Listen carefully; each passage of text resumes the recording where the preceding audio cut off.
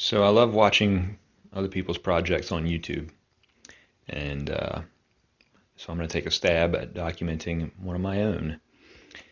So here we are at the almost very beginning of a plan to address the truss rod rattle in this Heritage H-150P.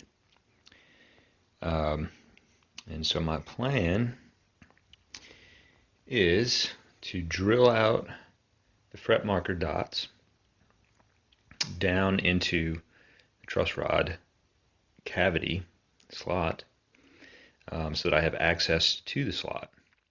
So at this end, we've got a disassembled soldering iron heating element that normally accepts threaded tips, and instead I've got a thread adapter here which adapts the truss rod thread 1032 to the soldering iron tip thread, which is 1024, and I've got thermal grease all in there, so that once I have access, I can heat up the truss rod, hopefully just to about 200 degrees, to make sure that as I inject my microcrystalline wax, it doesn't hit a cold steel truss rod and harden prematurely. I want to make sure that it flows into every nook and cranny up and down the slot.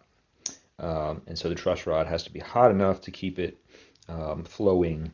So I think this particular wax has a melting point of 170 degrees Fahrenheit.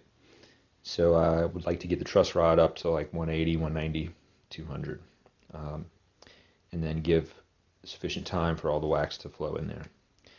I chose wax because, actually this wax specifically because it's a little bit flexible, and it won't adhere a crazy amount to the steel.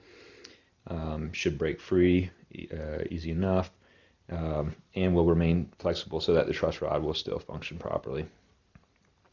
So right now I'm getting set up to drill these dots, and I'm not going to actually drill the full diameter of the dot. I want to drill a smaller diameter so that there's a ledge left behind for the replacement dot to rest on.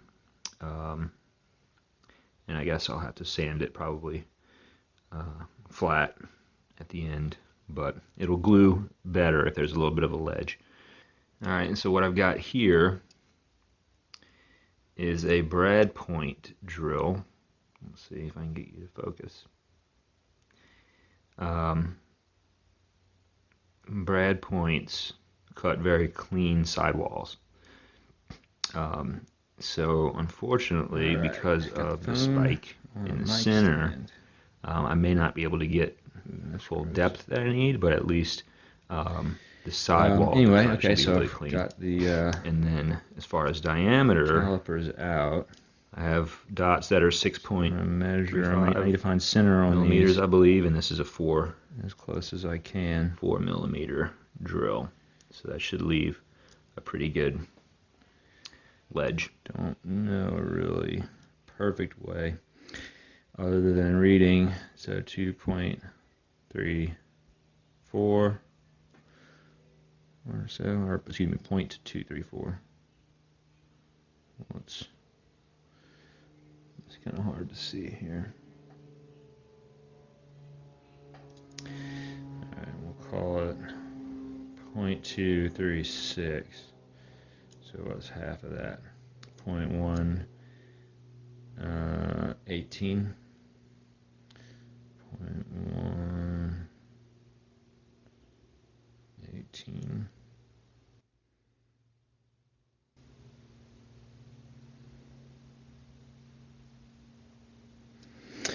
Alright, and then I'm just going to do my best to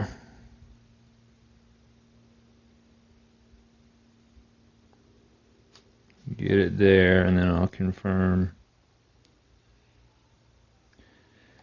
by measuring side to side, and then down. That's pretty good. And I'll do the same up here. I'm pretty sure these are the same size, but I'll confirm.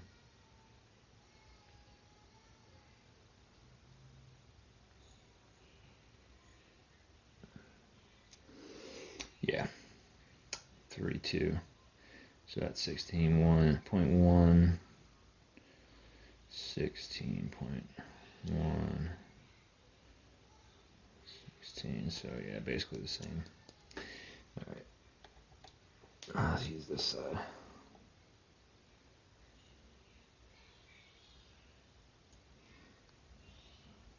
And I'll check left and right. That's pretty good. And I'll check up and down. That's pretty good too.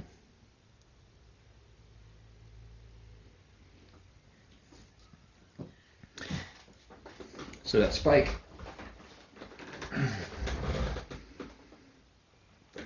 the spike on this bit is going to be great for staying centered.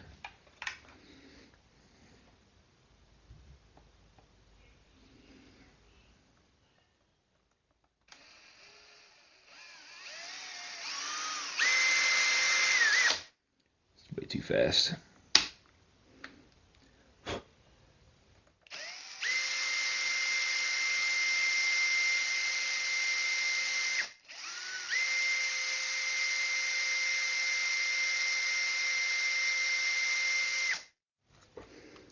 Man, that's some pretty hard stuff apparently.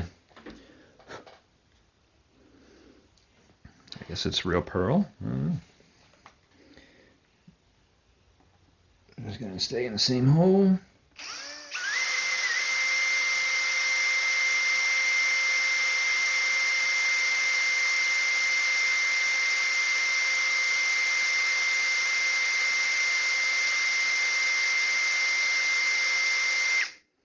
Making some progress. Now I can check the actual hole and see. Make sure we're centered still.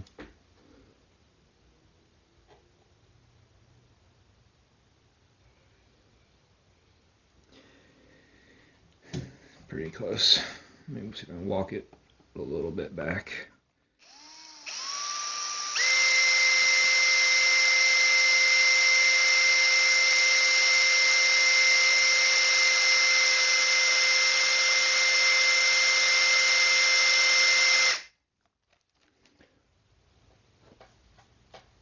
All right, making some progress. Check center.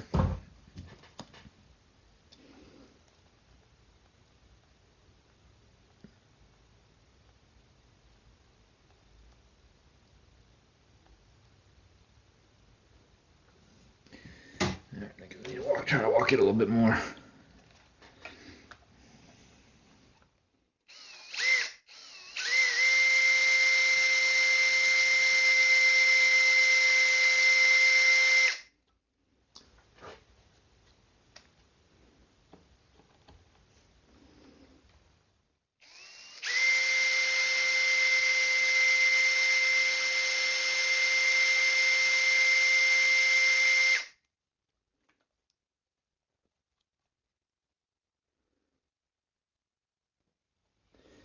Yeah, I just want to leave an even rim behind around the an annular rim.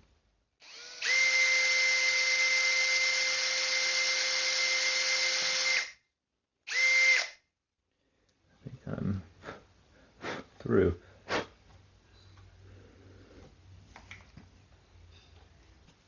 What's interesting is there's like a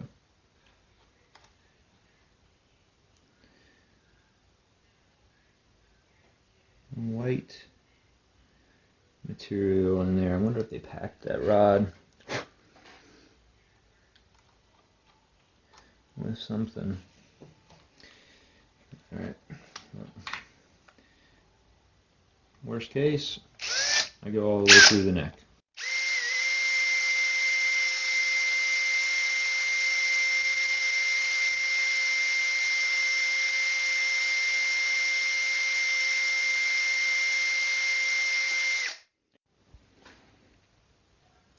Alright, well, I'm pleased with this. So I've got the truss rod, I feel it down there. I'm gonna try to get some kind of a carving tool so I can kind of open up the bottom of this hole around the rod and clean up as much as I can without enlarging the hole at the top. So that one ready for sort of phase 2. I'm going to start on this one, and I'll use the same procedure.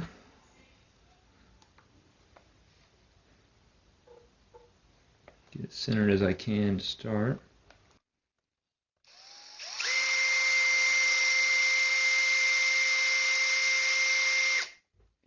And I'll check.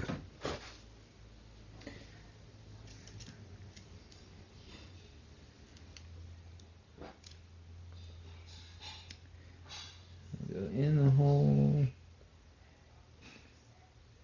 to the edge, and lock it. In the hole to the edge. It's a little too far west. So I need to go east. Let's see, north and south. In the hole, that's pretty good. In the hole, alright. So I need to go slightly northeast.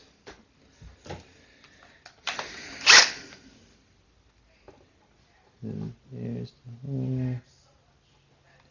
Slightly northeast.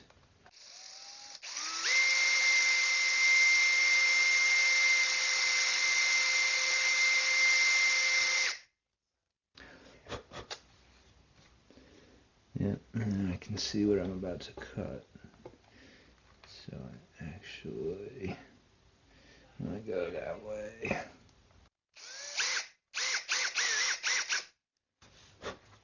You can see the ledge that I'm about to leave. It's not too bad.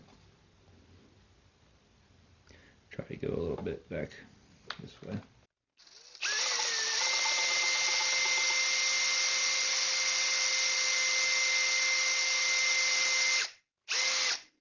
Alright. Through the dot.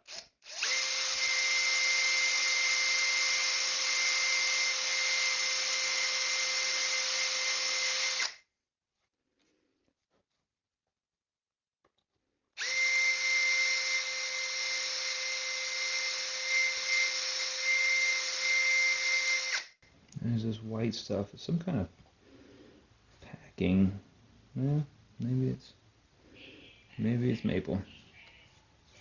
Maybe it's maple.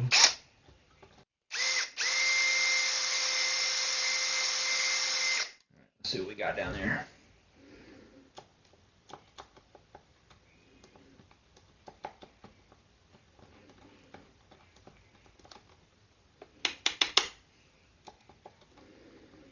Still wood.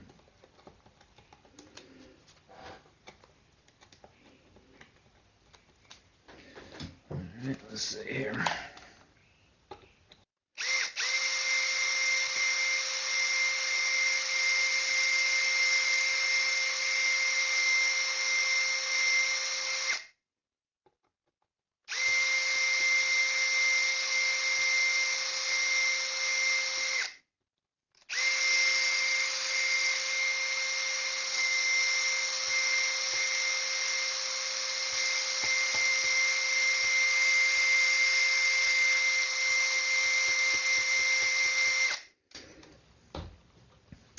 I guess I should explain why I'm daring to do this myself. There's a really good guitar tech nearby. Super nice guy, fun to talk to. But he is totally full for the foreseeable future and isn't accepting new jobs. And this has been just bugging me to death. There it is. Oops. It's a nightmare. nothing worse than playing, enjoying yourself, and then all of a sudden a certain note just hits a resonance and the truss rod just explodes and it sounds like crap and it kills your note and it kills your buzz and it makes what would be an excellent guitar into a pretty shitty experience. So, alright, got it there, got it here. Also, I guess I should say, I'm making two holes so that one can be used as the inlet port, and I can continue to inject hot molten wax until I see it start coming out of the outlet. So I didn't want to run the risk of trapping air in there and not being able to get as much wax in as thoroughly as otherwise I could. So this is the plan. So I'm going to go looking for a better tool for cleaning out and wallowing out the bottom of these holes.